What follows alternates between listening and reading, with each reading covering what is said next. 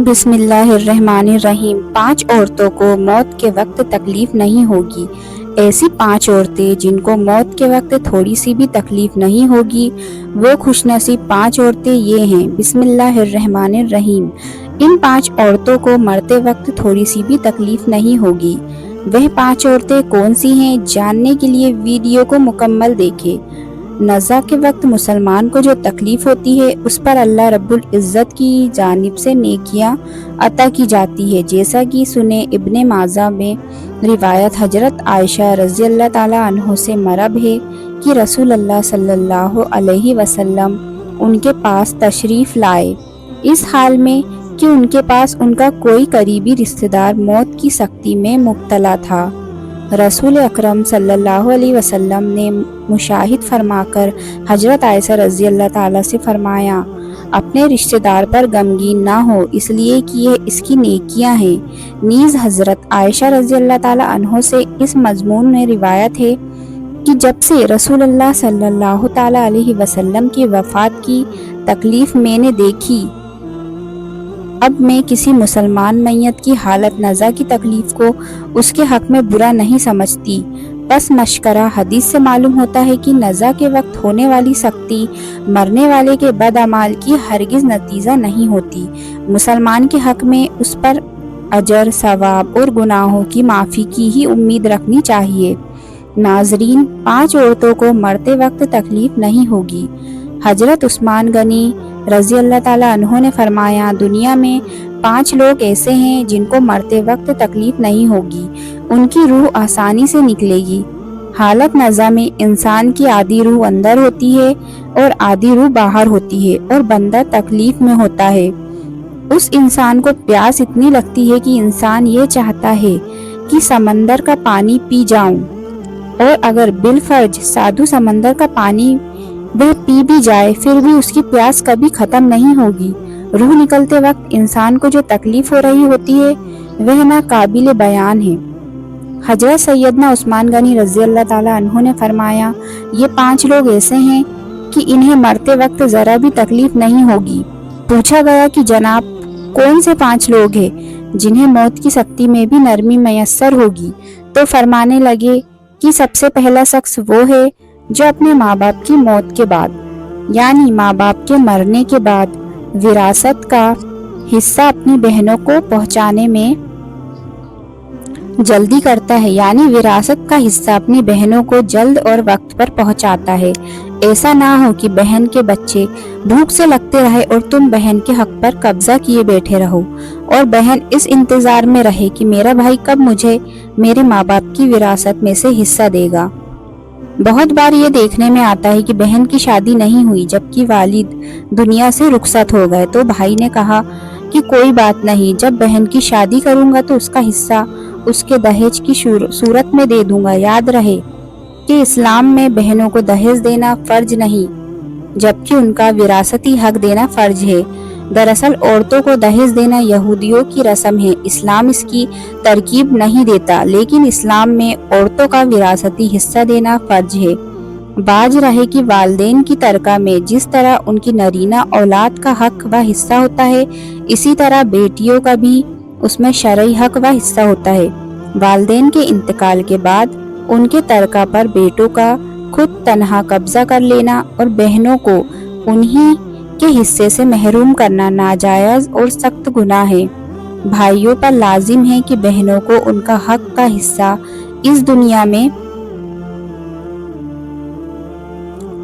ہی دے ورنہ آخرت میں دینا پڑے گا، اور آخرت میں دینا آسان نہیں ہوگا۔ حدیث مبارکہ میں اس پر بڑی وعدے آئی ہیں۔ حضرت سعید بن زید رضی اللہ تعالی عنہ فرماتے ہیں کہ رسول اللہ صلی اللہ علیہ وسلم نے فرمایا، جو شخص کسی کی بالش بھر زمین بھی اجر ظلم لے گا، قیامت کے دن 7 زمینوں میں سے اتنی ہی زمین اس کے گلے میں توق کے طور پر ڈال دی جائے گی۔ ایک اور حدیث مبارکہ میں ہے کہ حضرت انس رضی اللہ تعالی عنہ فرماتے ہیں کہ رسول اکرم صلی اللہ علیہ وسلم نے فرمایا، جو شخص اپنے وارث کی میراث کاٹے گا، یعنی اس کا حصہ نہیں دے گا، تو اللہ تعالیٰ قیامت کے دن اس کی جنت کی معراج کاٹ لے گا۔ یاد رہے کہ دہیج کی رسم اسلام کی نہیں بلکہ یہودی رسم ہے، اور اس کا سب سے بڑا نقصان یہ ہے کہ جس طرح یہودی کی عورتیں بغیر دہیج کے کوئی شخص قبول نہیں کرتی، اسی طرح اسلام میں بھی عورتوں کی شادیوں میں سب سے بڑی رکاوٹ یہی ہے۔ غریب آدمی کی بیٹی بیٹھی بوڑھی ہو گئی کہ جہاں اس کا کوئی بندوبست نہ ہو سکا۔ اسی طرح اگر کوئی شخص یہ کہے کہ میں اپنی بہن کا وراثتی حصہ تو نہیں دے سکتا، البتہ جب اس کی شادی کا وقت ہوگا تو اسے دہیج دے دوں گا، لہٰذا فرمایا گیا کہ بہنوں کو وقت پر حصہ دینے والے کی روح موت کے وقت بڑی آسانی سے نکلتی ہے۔ ایک عورت کا بھائی جب فوت ہوا تو اس عورت نے بہت اصرار کیا کہ مجھے بھی قبرستان میں لے چلو، میں بھی اپنے بھائی کی قبر پر جانا چاہتی ہوں۔ خیر، اس کے اصرار کو قبول کیا گیا اور اسے قبرستان میں اس جگہ لے جایا گیا جہاں اس کے بھائی کی تدبیر ہونے والی تھی۔ اس کے دیکھتے ہی دیکھتے میت کو قبر میں اتارا گیا اور اس کے بھائی کو مٹی کے سپرد کر دیا گیا۔ جب دعا کی باری آئی تو تمام عزیز و کار کے سامنے اس روتی ہوئی بہن نے آسمان کی جانب اپنے ہاتھ اٹھائے اور آسمان کی جانب دیکھا۔ اس کا دل رو رہا ہے، آنکھیں چھم چھم برس رہی ہے۔ اس نے ایک ایسی دعا کی کہ لوگوں کے مردہ ضمیر کو جگا دیا۔ روتی ہوئی بہن نے آسمان کی جانب دیکھ کر فریاد کی کہ اے میرے مالک، انصاف کرنے والے، آج میرا بھی انصاف کر دے۔ رو رو کر کہنے لگی، میرے مالک، تم میرے اس ظالم بھائی کو اپنی رحمت سے دور رکھنا، ایسے دور رکھنا جیسے اس نے میرے والد کی وراثت سے مجھے دور رکھا ہے۔ میرے بچے بھوک سے بلکتے رہے لیکن اس ظالم کو میرے بچوں پر رحم نہیں آیا، اپنے بچوں کو حرام جانور کا گوشت کھلانے پر مجبور ہو گئی۔ میرے بچوں نے بڑی ہی قربت کی زندگی گزاری ہے، جبکہ میرے اس ظالم بھائی کو کبھی بھی حیا نہ آئی، کبھی بھی رحم نہ آیا کہ میں اپنی بہنوں کی وراثت کا جو حق ہے اسے ادا کروں۔ میرے مالک، تو آج انصاف کر دے، اور جس طرح سے اس نے میری وراثت کا حق مجھ سے دور رکھا ہے اسی طرح تو اپنی رحمت سے دور کر دے۔ تو ناظرین، صرف ایک لمحے کے لیے دل پر ہاتھ رکھ کر یہ سوچئے کہ جب تم اپنی بہنوں کو ان کی وراثت کا حق ادا نہیں کرو تو کیا تمہاری بہن تمہارے لیے مغفرت کی دعا کرے گی یا جہنم کی؟ بہن کے لیے ظالم بن کر مرو گے یا مظلوم بن کر؟ ناظرین، بہن کا حق کھانا ایسا ہے جیسے خنزیر کا گوشت کھانا۔ دوسرا، وہ شخص جس کی روح مرتے وقت بڑی ہی آسانی سے نکلے گی۔ فرمایا، کثرت سے صدقہ کرنے والا شخص، یعنی ایسا شخص جو اللہ اور رسول صلی اللہ علیہ وسلم کی رضا کے لیے اپنے مال اور دولت میں سے یوں صدقہ کرتا ہے کہ جب وہ اپنے ایک ہاتھ سے کسی کو دیتا ہے تو دوسرے ہاتھ کو بھی پتہ نہ چلے، یعنی دوسرا انسان وہ ہے جو کثرت سے صدقہ کرے گا تو اس کی موت کے وقت اس کی روح آسانی سے نکلے گی اور جان کنی کا عمل اس کے لیے تکلیف دہ نہیں ہوگا۔ نمبر 3، ایسا انسان جو اپنی فیملی کے ساتھ اچھا سلوک کرنے والا ہو، یعنی اپنے ماں باپ، بیوی، بچوں اور بہن بھائیوں سے نرم دلی کا رویہ رکھنے والا ہو، یعنی اپنے بیوی بچوں سے پیار کرنے والا ہے، حلال کا لقمہ کما کر اپنی بیوی بچوں کی کفا کرنے والا ہے۔ بزرگ دین فرماتے ہیں کہ جب رزق تنگ ہونے لگے تو دسترخوان کو وسیع کر لیا کرو، یعنی اپنے بیوی بچوں پر خرچ کرنا بھی صدقہ ہے، انہیں کھلانا پلانا صدقہ ہے۔ لہٰذا ایسے شخص جو اپنی فیملی پر خرچ کرتا ہو اور ان سے حسن سلوک کرتا ہو تو جب وہ اس دنیا سے رخصت ہوگا تو اس کی روح نکلنے میں آسانی ہوگی اور اسے کوئی تکلیف نہ ہوگی۔ اسی طرح حضرت عثمان غنی رضی اللہ تعالی عنہ فرماتے ہیں، جو شخص یہ سوچ کر نماز ادا کرتا ہے کہ جو نماز وہ ادا کر رہا ہے یہ حضور کی آنکھوں کی ٹھنڈک ہے،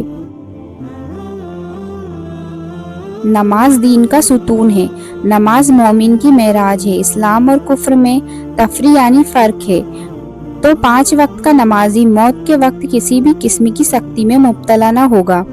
پھر فرمایا، 5واں وہ شخص ہے جو قرآن کی تلاوت کر رہا ہو، یعنی خود بھی قرآن پڑھتا ہو اور دوسروں کو بھی قرآن سکھاتا ہو۔ پھر فرمایا، راتوں کی تنہائیوں میں اٹھ اٹھ کر قرآن پڑھا کرو اور قرآن پڑھتے وقت رویا کرو۔ فرمایا کہ اگر رونا بھی نہ آئے تو رونے کی کوشش کر لیا کرو۔ کسی نے پوچھا، پھر بھی رونا نہ آئے تو پھر کیا کرے؟ تو فرمایا کہ پھر اپنے مقدر پر رویا کرو کہ تم اتنے سنگ دل ہو گئے ہو کہ تمہاری آنکھوں سے آنسو نہیں بہتے۔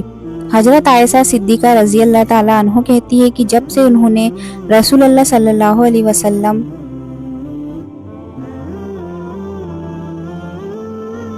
کو موت کے وقت درپیش سختی کا منظر دیکھا ہے، تب سے کسی کی آسان موت پر خوش نہیں ہوتی اور آسان موت نصیب ہونے کی تمنا بھی نہیں کرتی، کیونکہ وہ جان چکی ہے کہ نہ تو موت کی سختی مرنے والے کے برے انجام کی دلیل ہے اور نہ آسان موت کسی کو عزت افزائی کی بات ہے۔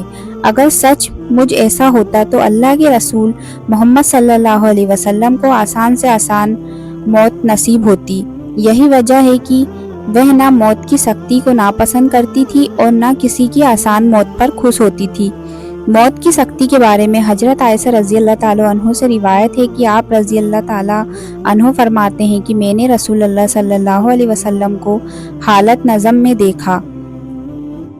آپ محمد صلی اللہ علیہ وسلم کے پاس پانی کا ایک پیالہ رکھا ہوا تھا۔ آپ صلی اللہ علیہ وسلم اس میں ہاتھ داخل کرتے اور پھر اپنے چہرے پر پھیر لیتے تھے اور فرماتے تھے کہ یا اللہ موت کی سختی میں میری مدد فرما۔ مختلف حدیث مبارکہ سے معلوم ہوتا ہے کہ مومن کی روح بہت آسانی سے نکلتی ہے اور روح کے نکلتے ہی اس کے لیے خوشخبریاں شروع ہو جاتی ہے، جبکہ کافر کے بارے میں آتا ہے کہ اس کی روح انتہا سختی کے ساتھ قبض کر لی جاتی ہے اور اسی وقت سے اس کے برے احوال شروع ہو جاتے ہیں۔ البتہ حدیث مبارکہ میں یہ بھی ہے کہ اللہ تعالیٰ نے موت کے اندر ایک ایسی شدت اور سختی رکھی ہے کہ اس کا احساس دنیا سے جانے والے ہر شخص کو ہوتا ہے، پھر وہ نیک مسلمان ہو یا بد ہو یا کافر ہو، لیکن مومن پر جو تکلیف آتی ہے وہ اس کے گناہوں کی معافی اور درجہ کی بلندی کے لیے ہوتی ہے، جبکہ کافر پر تکلیف اس کے بد اعمال کی سزا کے طور پر آتی ہے۔ چنانچہ ایک حدیث میں آتا ہے کہ مومن گناہ کرتا ہے، اس وجہ سے اس پر موت کے وقت سختی کی جاتی ہے تاکہ اس کے گناہوں کا کفارہ ہو، اور کافر بھی نیکی کا کام کرتا ہے تو اس پر موت کے وقت کچھ آسانی کر دی جاتی ہے۔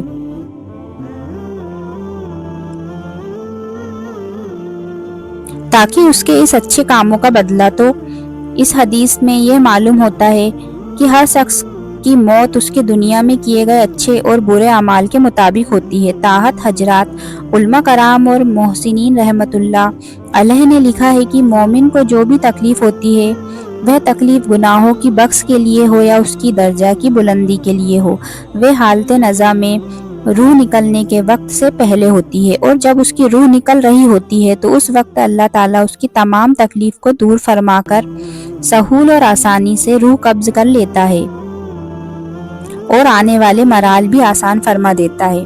محترم ناظرین، ویڈیو کے آخری میں اللہ تعالیٰ سے دعا ہے کہ ہم سب مسلمانوں کی موت کی سختیوں کو اللہ تعالیٰ دور فرما کر ہمارا خاتمہ ایمان پر نصیب فرمائے، آمین۔ ناظرین، کمنٹ باکس میں اللہ کے 99 ناموں میں سے ایک نام ضرور ٹائپ کریں۔ ملتے ہیں اگلے معلوماتی ویڈیو میں، تب تک کے لیے اللہ حافظ۔